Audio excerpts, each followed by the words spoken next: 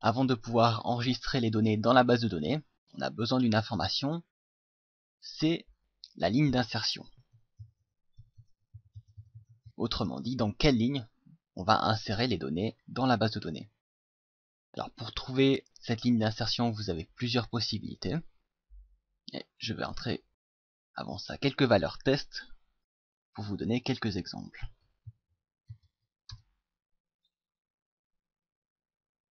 Alors ligne d'insertion, on entre égale sheet,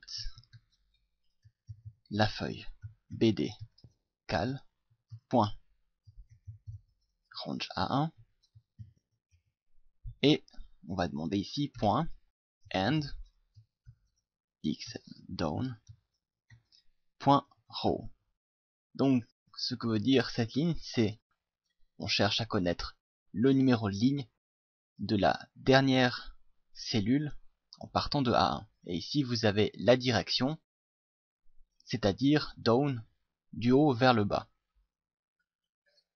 Donc si je lance un petit test, ligne d'insertion, pour connaître ce numéro, c'est le 12. Donc vous voyez que 12 c'est effectivement la dernière ligne en partant de A1. Donc pour obtenir la ligne d'insertion, on veut cette dernière ligne plus 1. Vous avez une autre possibilité, je vais copier-coller, c'est de demander, en partant du bas cette fois, à 65 000 par exemple, et au lieu de down, up, pour changer la direction, donc cette fois-ci c'est de bas en haut, et point row. On va voir ce que ça donne, un nouveau test, et vous avez également 12, donc avec plus 1, on obtient la même chose. Donc vous pouvez utiliser l'une ou l'autre de ces possibilités, ça fonctionne très bien. Un petit détail quand même à prendre en compte, si la base de données est complètement vide, un petit test avec la première, à ce moment-là on a un chiffre énorme. Le problème avec une base de données vide, c'est que ça ne fonctionne pas s'il n'y a qu'une cellule. Vous devez avoir un bloc de cellules, autrement dit, au minimum 2 cellules. Vous pouvez par exemple ajouter une condition if pour demander si le numéro est supérieur à 65 000. À ce moment-là, vous savez que la ligne d'insertion est le 2. Dès le moment où vous entrez quelque chose ici, vous avez 2 cellules, donc un bloc. À ce moment-là, on a la ligne d'insertion 3, donc le problème est réglé. Une autre solution, puisque la base de données sera sur une feuille masquée, le côté esthétique n'a pas beaucoup d'importance, donc vous pouvez tout à fait ajouter quelque chose dans la cellule au-dessus et entrer vos données à partir de la ligne 3. À ce moment-là, le problème est réglé, vous avez 2 cellules à partir de A1, donc la ligne d'insertion ne pose aucun problème. Si je fais le test avec la deuxième ligne, ça fonctionne mieux. Donc cette ligne fonctionne très bien avec des bases de données comme celle qu'on va utiliser maintenant. Pour cet exercice, on peut continuer avec cette ligne d'insertion, ça ira très bien. Et on va maintenant insérer les données. Sur la feuille de la base de données, dans la cellule, ligne, ici, la ligne d'insertion, et le numéro de colonne 1. Donc ça, ce sera pour la date. Bon, égale rien pour l'instant. Ensuite, les initiales, la couleur et les notes, en changeant le numéro de colonne. Et il faut encore maintenant entrer les valeurs. Donc pour la première, c'est le contenu de label date, point, caption. Le deuxième, ce sont les initiales. Donc text box initial, point, value. Ensuite le troisième, c'est la couleur. Donc combo box couleur, point, Alors là, plusieurs possibilités. Vous pouvez enregistrer la couleur directement, le nom de cette couleur. Mais ici, je vais choisir d'enregistrer liste index, qui sera un numéro de couleur. Et enfin, les notes, avec text box note point value également. Donc si je fais un test avec le 7 du 5, initial test, couleur de fond rouge, et enfin note test, voilà, enregistré. Les données ont certainement été enregistrées, par contre le formulaire ne se ferme pas encore, donc on va ajouter juste après l'enregistrement unload me pour fermer. Donc, je vais faire un deuxième test pour le 4 du 4, initial tt vert, et puis voilà, enregistré. Et si on va dans la base de données, on se rend compte que ça a bien été enregistré. On a les dates, les initiales, couleurs, les notes, tout va bien.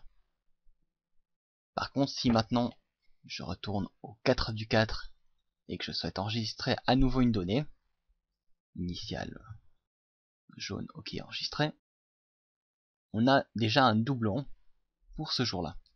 Si vous avez déjà recherché une solution pour éviter d'avoir des doublons, eh bien c'est très bien.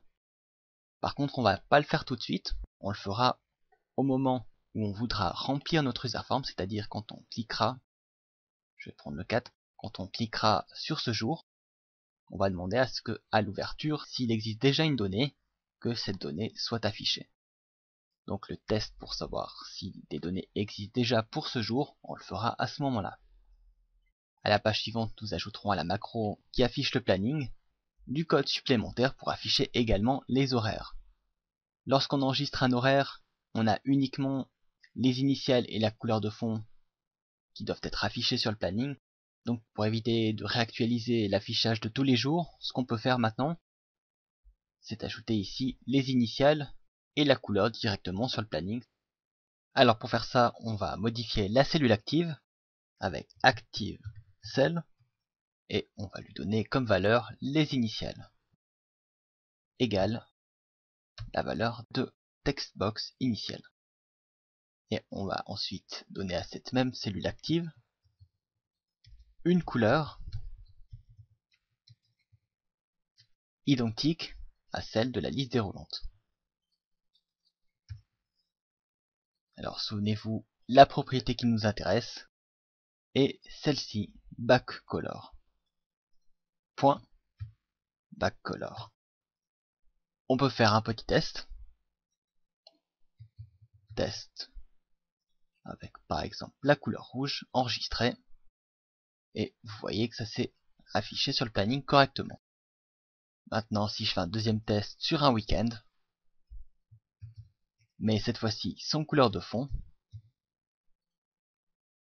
on voit que malgré tout, la couleur de fond a changé, elle est passée en blanc. La raison de ce changement, c'est simplement qu'on a demandé ici que la couleur de fond de la cellule active soit de la même couleur que la couleur de fond de la liste déroulante. Donc si aucun choix n'a été effectué, ça va malgré tout changer cette couleur.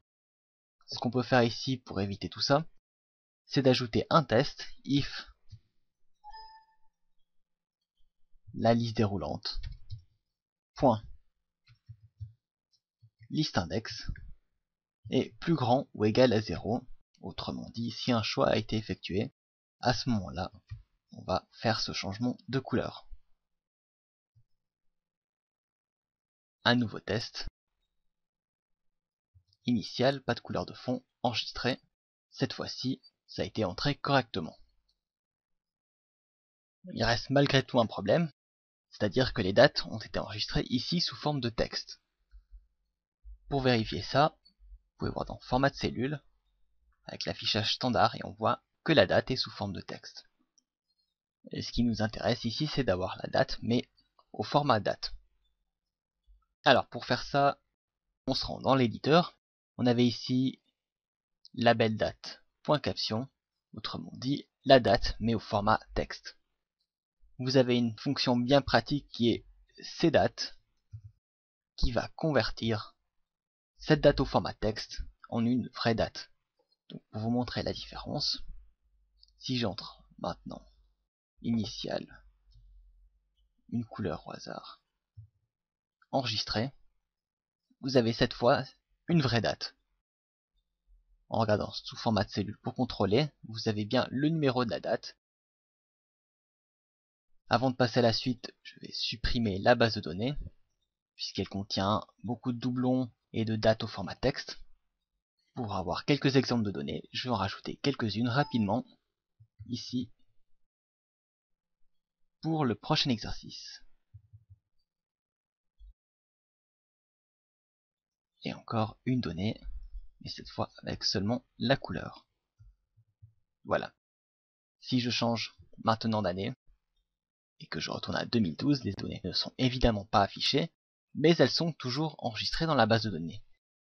Vous pouvez maintenant passer à la page suivante, où nous modifierons la macro qui affiche le calendrier, pour qu'elle affiche également toutes ces données.